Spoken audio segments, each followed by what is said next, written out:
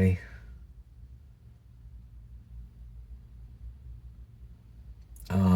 Today I want to talk to you about noise and light.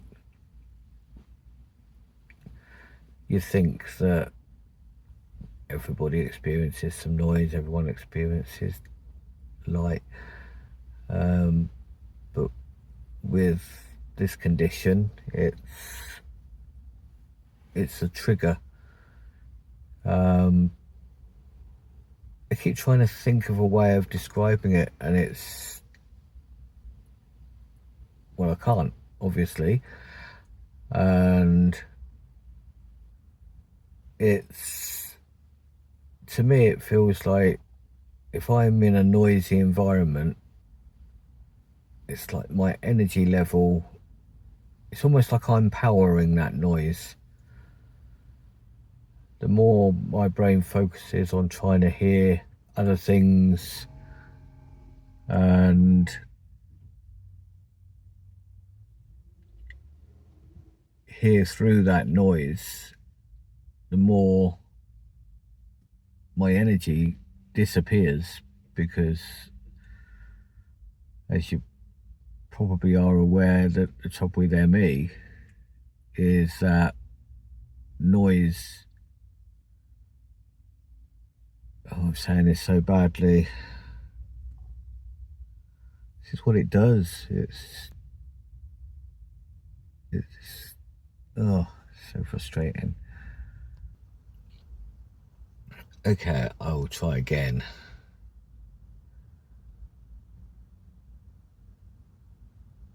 I have a friend, absolutely adorable man. He lives in one of these retirement villages. I don't know whether they're unique to the UK or whether they're in other countries, but effectively it's like a low-rise block of flats, maybe 3-4 stories, and you have to be 50 to live there, and all the grounds are privately maintained, and therein lies a problem. For me, I could never live there. And the reason I couldn't live there is because there's always something going on. There's always maintenance of some kind going on, whether it be the huge, great industrial wheelie bins being pushed backwards and forwards on the rubbish collection days, or like today, the gardener was trimming hedges, the constant whine of motors. Other days, they don't even do it all on the same day, so you can get the hedges being trimmed with a engine powered trimmer one day, and the next day you've got lawnmowers going round and strimmers cutting the edges of the grass. There's just always something going on, and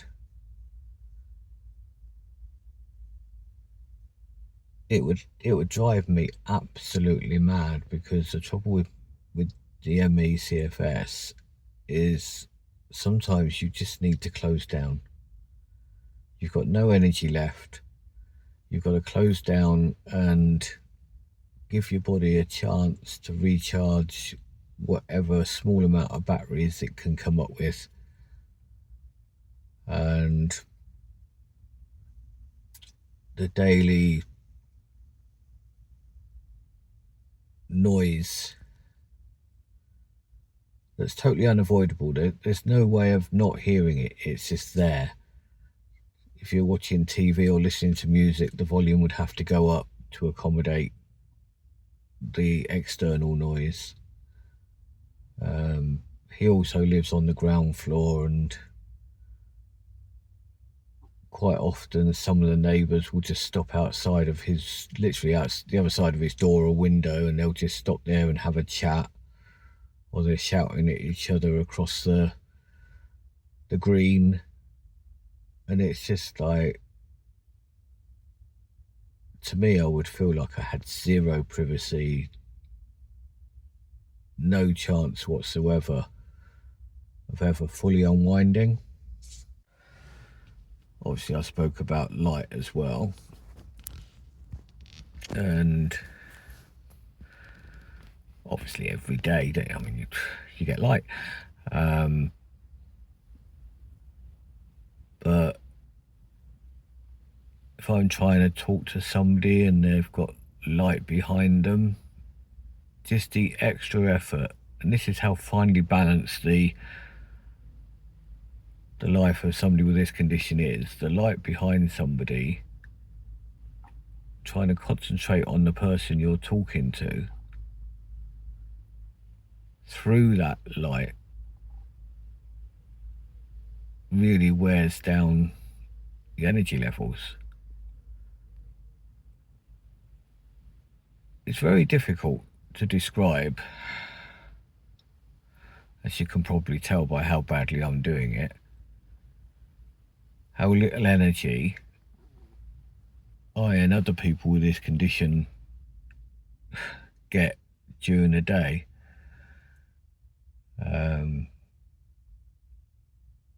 Sorry, I laughed there. I often find there's, I think it was the movie Up. There was something there that constantly saw a squirrel, just short attention span.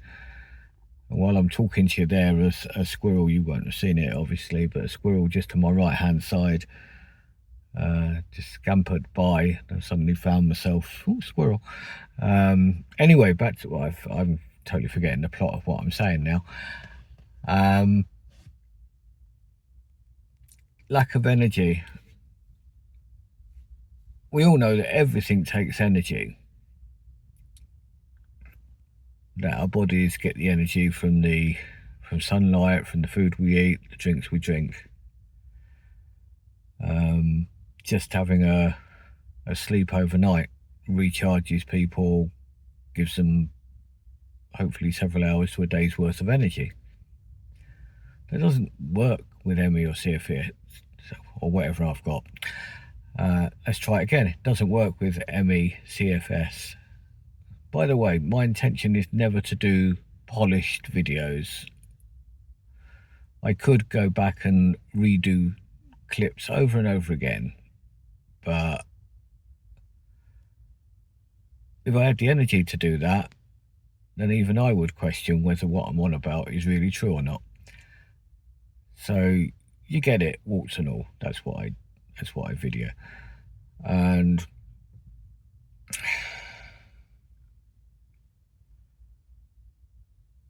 you have to excuse me while I've got a brain fog moment. I was talking about something, I don't know what I was talking about. Energy, yeah.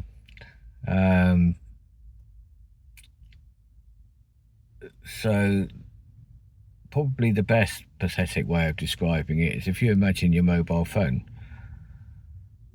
If you only had 10% battery at the start of the day and you knew you had no way of recharging your phone, would you carry on watching videos all day long? Would you have that video chat with your best buddy? Would you have your phone operating as a sat-nav? Would you be listening to your music? Or would you be trying to save that 10% just in case you needed it later? The reality is that 10% power on most phones, you're not going to get much use out of that phone. It's gonna die, and before it dies, it's going to get to limp home mode, and it's going to just tell you it can't operate this and it can't operate that. It's going to go into black and white. You'll still be able to take calls, but that's about it. That's what MECFS is. We wake up every morning on 10%. It might not even be 10%. it could be 5%. I used to, feels like a long while ago now, I used to, yeah, it was another squirrel. I used to wake up and I knew that I had an hour or so of feeling good, feeling like I could do whatever I wanted to do that day, and in that hour I needed to do stuff because that was the hour I had. Well, I don't wake up with that hour anymore. I haven't done that for months. So all I have now is constant exhaustion. If I get 10% in the morning, I'm doing well. But I wake up feeling like, maybe feeling like how you would feel at 2 or 3 o'clock in the morning. But I push through that because I have to. And then by 10 o'clock, I hit a wall. And excuse me a moment. I'll just show you this. The reason I had to stop the video for a little while is because I'm in this car park of a garden centre. As you can see, hardly any cars here. And it was the perfect location, somewhere nice and quiet, which is what I really needed to do this video. I've now got a truck next to me with its engine running. And over here I've got another one with its engine running. So basically this location is dead. I can't use this anymore. So I'm going to have to go somewhere else to try and complete this video. So I'll be back in a moment. Okay, we're talking about energy levels. How do we cope with poor energy levels on the average day?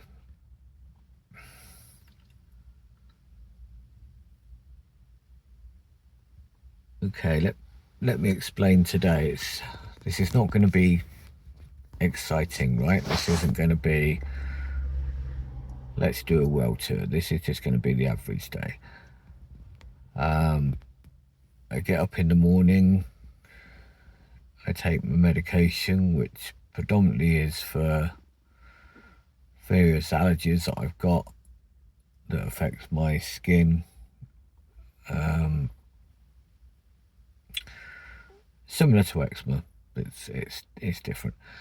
So I take my tablets and I make a cup of tea for myself and my husband, and we then walk out the door. I take him to work in the car. From there I go round to the friend I mentioned at the beginning. Some days it's pleasant, it's reasonably quiet there, or something I can manage. Other days like today, I can barely stop half an hour just because I can't bear the noise.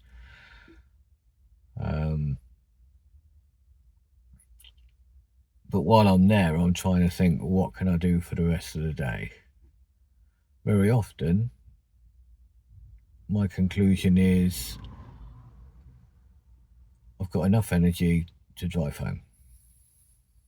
That's it. When I get home, I rest for a bit. Might have something to eat that's very easy to prepare. Breakfast cereal. Then probably I'll have a nap for 1 or 2 hours. That then gives me energy to maybe do a few chores.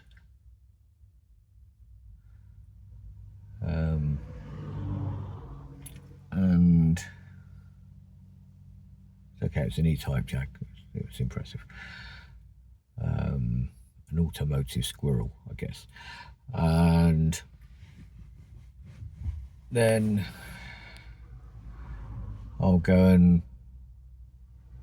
collect my husband again. I generally go there half an hour before I need to go there, and then I sleep in the car. The legislation in the UK isn't very clear. Although I'm parked in a disabled parking bay, I have a blue badge that entitles me to park there for up to 3 hours. There's some traffic wardens, that's the police in the UK, that monitor such things, will go knocking on my door, wake me up. "Excuse me, sir, you can't stay in the car if you're parked here." And I generally explain to them that the reason I'm parked there is because I've got no energy to drive the car, and if I don't have a sleep, I can't move the car. That generally confuses enough of them for them to go away. I've never had anyone pursue it. But it's the fact that it doesn't cross their mind that not everyone that parks in a disabled bay is going to get out in a wheelchair. That some of us are parked there for other reasons.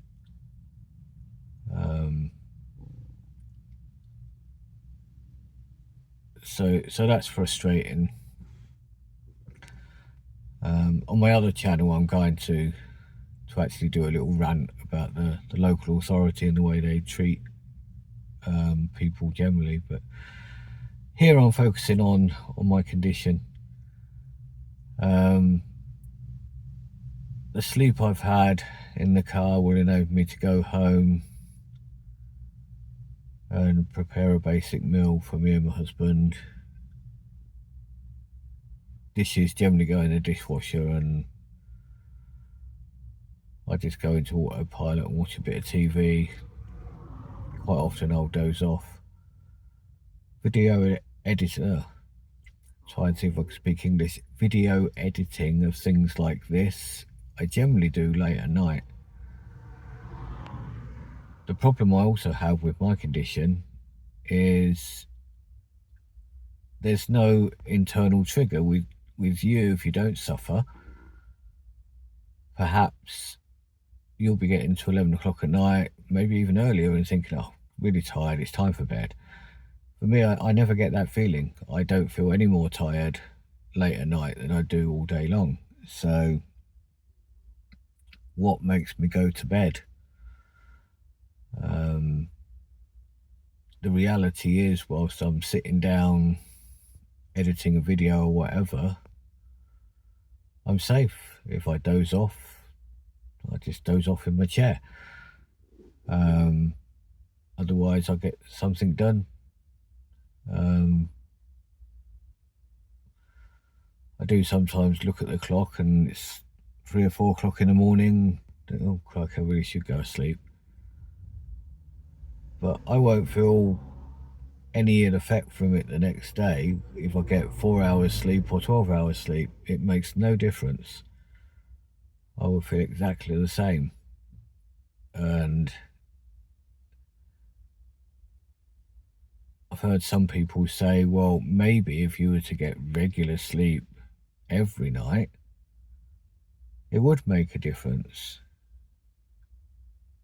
And I can see the logic.